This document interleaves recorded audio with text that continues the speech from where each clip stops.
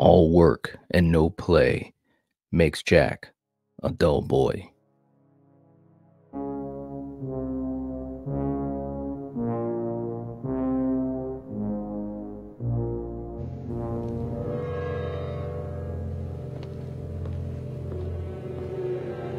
Stop it! Red rum! Red rum!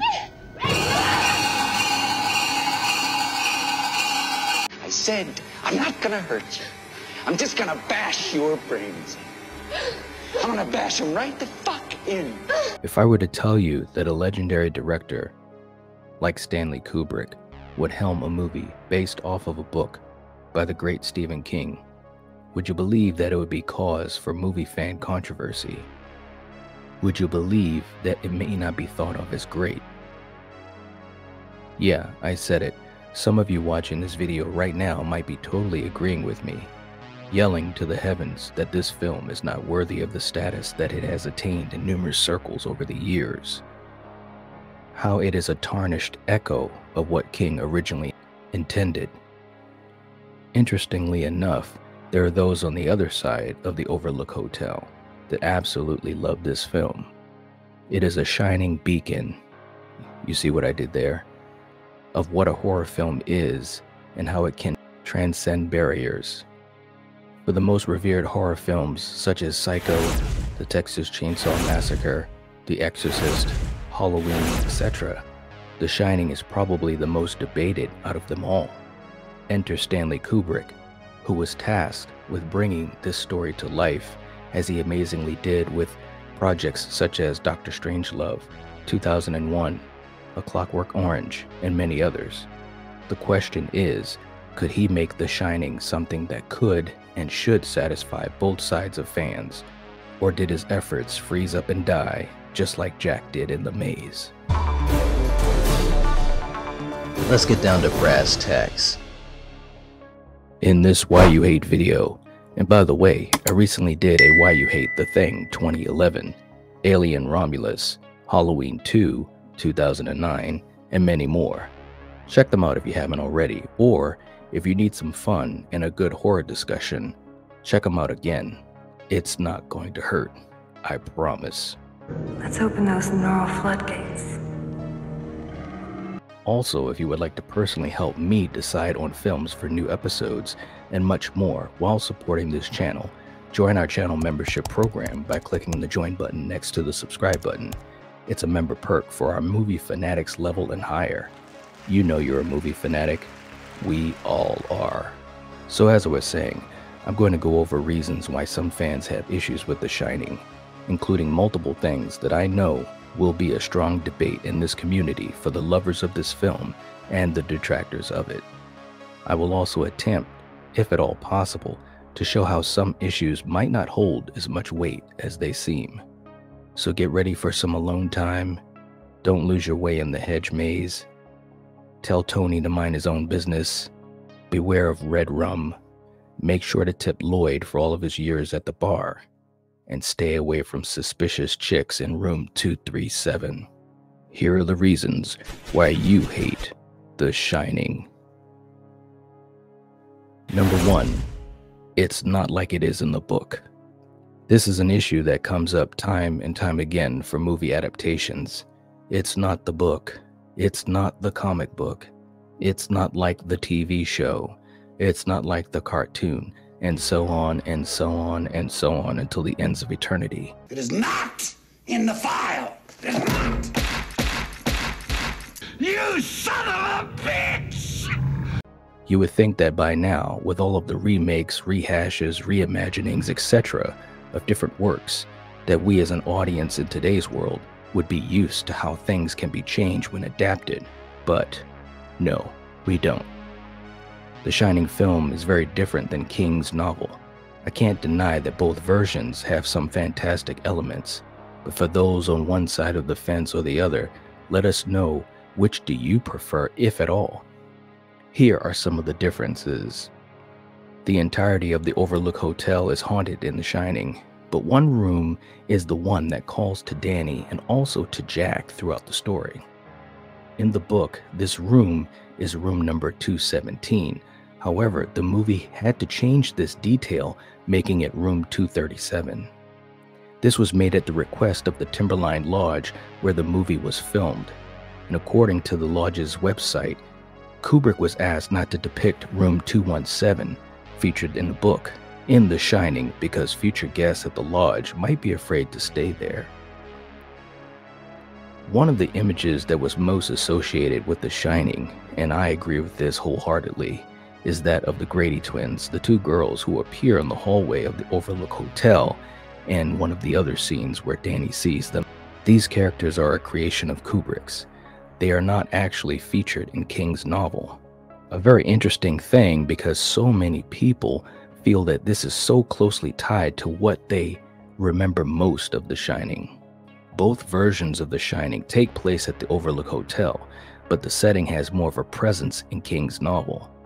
The source material that he wrote paints the Overlook as a character in its own right, making it clear from the beginning that the location is haunted. The movie portrays the Overlook as a supernatural place, a terrifying place to stay for sure, but it does leave the supernatural elements of the hotel more up to the viewer's interpretation. The Shining movie makes it seem as though the horrors could be happening in Jack's mind possibly. The book makes it very clear that they aren't. In the movie, Jack pursues his family with an axe, and in the book, it's much different. He's wielding a different weapon, a mallet. We know that Jack grapples with alcoholism throughout the story, and he is at some times abusive to his wife and son. This escalates in both versions of The Shining, but the book portrays Jack with more nuance. He's humanized more. The novel digs into his history with abuse, and it paints his addiction with more compassion. Rather than making Jack more of a one-note villain, King writes him as a deeply flawed man whose faults are made worse by the Overlook's darkness. Another interesting thing is that the movie doesn't pay attention much to Danny's unique powers, mentioning them and moving on to focus on other plot points. However, in the book, they make a much bigger deal out of Danny's abilities and his imaginary friend Tony. The book even reveals that Danny's imaginary friend is his future self, who's trying to warn him about what will unfold at the Overlook. In both the book and in the film, the title The Shining refers to the mysterious telepathic abilities that Danny displays, shared by Dick Hallorann. King took the title from the John Lennon song Instant Karma. In that song, Lennon repeats the lyric, "We all shine on." The bottom line through all of this is that there are many differences, just like any other story adapted to film. You have to ask yourself, can you separate the two and allow yourself to enjoy either as their own creation? Some people can and some people can't. I won't argue with those on either side of the fence because everyone has their own opinions. But myself as a movie fan, I usually do separate each for their own good and try to enjoy them as they were meant to be by the particular creator. Number 2, the cast and director struggles. Stanley Kubrick's biographer John Baxter said that Kubrick felt that he was being outpaced in certain areas of film, specifically in horror. A film that exemplified this to him was The Exorcist, released in 1973. Directed by William Friedkin, and it had met with enormous critical and commercial success. Strangely, Warner Brothers had actually given Kubrick the chance to direct The Exorcist and Exorcist II: The Heretic. Pazuzu's Reagan is the only Reagan. But he turned them down. Kubrick wanted to do something great so that his peers would be blown away. He had grown an interest in ghostly Gothic stories and had told a friend that he wanted to make, quote, the world's scariest movie involving a series of episodes that will play upon the nightmare fears of the audience, end quote. The exact amount of what he paid for the film's rights to King's novel has not been publicly disclosed, but it's been reported that the sum was somewhere between $500,000 and $1.5 million. Inconceivable! To that end, King was keen to have some input into the movie, and he actually wrote a whole screenplay draft for the film. Kubrick completely ignored it though. He's even quoted as calling King's screenwriting quote-unquote weak. Instead, Kubrick decided to adapt the book himself with novelist Diane Johnson. He originally outlined a 4-month shooting schedule. This ended up growing into a huge 14 months. And you blew it! You blew it!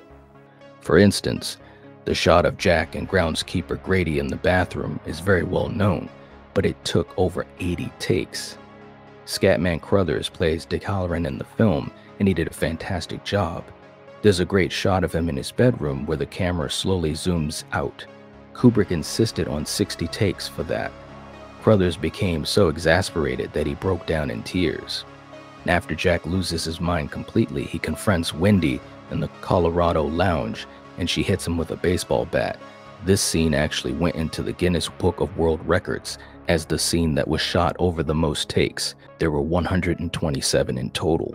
The behind-the-scenes treatment of Shelley Duvall has become the stuff of Hollywood folklore. Kubrick shot the film in sequence and used this as a way of slowly breaking Duvall down so that her frustration and distress is right there on screen. Kubrick had problems with Duvall's line delivery, her reactions, pretty much all aspects of her performance. Shelley Duvall later said, "From May until October, I was in and out of ill health because of the stress of the role. It was so great. Stanley pushed me and prodded me further than I've ever been pushed before. It's the most difficult role I've ever had to play." The most difficult piece of acting you had to do in The Shining? I think it was just stamina. My stamina has increased so much since The Shining. I mean, you really have to. Something that I found very interesting as well is that Stephen King wanted an everyman actor for the role. He actually suggested Christopher Reeve.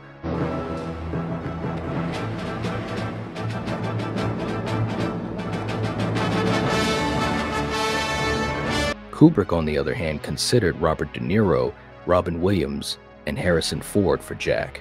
He dismissed De Niro after watching Taxi Driver in 1976 because he didn't think he was psychotic enough, and he dismissed Williams after watching the comedy series of Mork and Mindy because he thought he was too psychotic. Kubrick had always thought highly of Jack Nicholson as an actor. He went as far as to say Jack was on par with stars of the past like Jimmy Cagney. After a meeting with Nicholson, Kubrick decided that he had found the man to play Jack Torrance. Jack Nicholson was completely captivating in the role of Torrance. I think he was able to echo a certain charisma to the character that made the story pop.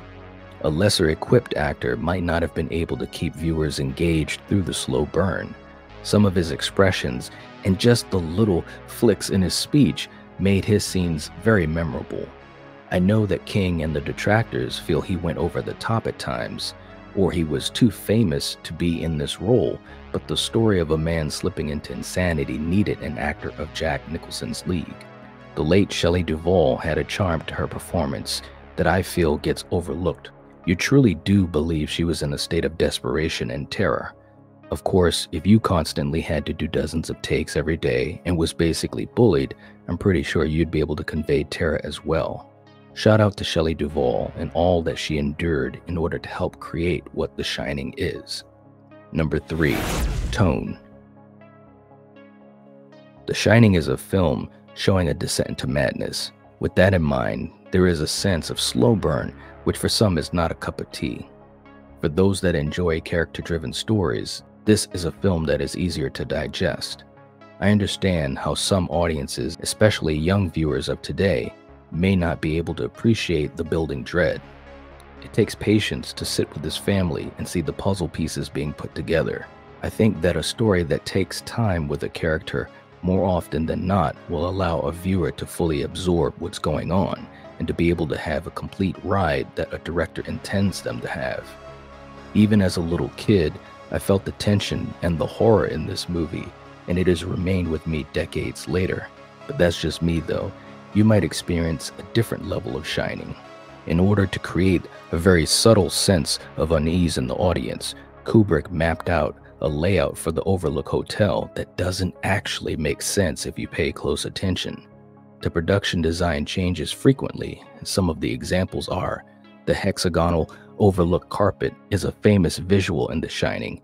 Maybe the most memorable is when you see Danny playing with his toys and the ball slowly goes towards him. But if you watch carefully, that carpet changes the direction. As the ball rolls into frame, the hexagon is facing Danny, and then when he stands up, it's pointing the other way. When Jack first arrives at the Overlook, he walks through the foyer and into the manager Ullman's office. The office has windows facing outside, which, based on what we have seen, is absolutely impossible. The executive producer on the film said that the set was deliberately built to be offbeat and off the track so that the huge ballroom would never actually fit inside. The audience is made not to know where they're going. People say that The Shining doesn't make sense. And of course it doesn't make sense. It's a ghost movie. Number 4, Stephen King. If there was ever one person who absolutely hated The Shining more than any other life form in the known universe, it was Stephen King. You're goddamn right. And there are an awful lot of things about that movie that I think are flawless and beautiful and just marvelous. And then there are other times when I feel as though I'd given Stanley Kubrick a live grenade and he heroically threw his body on it. Of course, this is a well-known and well-documented fact. Stephen King's vocal dislike for Kubrick's adaptation of his novel is one of the most famous stories in Hollywood. He's been quoted as saying that The Shining was the only adaptation of his novels that he hated. He didn't like it for a number of reasons. Number 1, he didn't enjoy the casting of Jack Nicholson as Jack Torrance. Because of the success of his other films, including One Flew Over the Cuckoo's Nest in 1975, King felt that people would immediately identify Jack as crazy. He wanted to see Jack gradually descend into madness. He said if the guy is nuts to begin with, then the entire tragedy of his downfall is wasted. And you blew it! You blew it! King was also not favorable to the characterization of Wendy. He said of the character that she's basically just there to scream and be stupid. That's not the woman that I wrote about in my book. He felt that Stanley Kubrick's film lacked the passion and emotion of his novel, and that Kubrick had preferred style over substance, saying it's like a big beautiful Cadillac with no engine inside of it. I will say that this is an interesting debate between two masters of their own craft. Stephen King absolutely has the right to his opinion. It's his story that was changed. That being said, Kubrick was correct in making the film his adaptation of the novel. King still isn't fond of the movie though, but his opinion has dulled over the years. He said, "Let's put it this way, I dislike the film. I always have." He said this to the New York Times in 2020. "I admired the film, and I admire Kubrick as a director, which sometimes gets lost in the mix when people absolutely love that film and they take me to task. I love Kubrick as a filmmaker, but I just felt that he didn't have the chops for this particular thing." But no matter what Stephen King says or thinks, The Shining remains as one of the most iconic and artistic films to ever grace the horror genre. Number 5. It's not scary.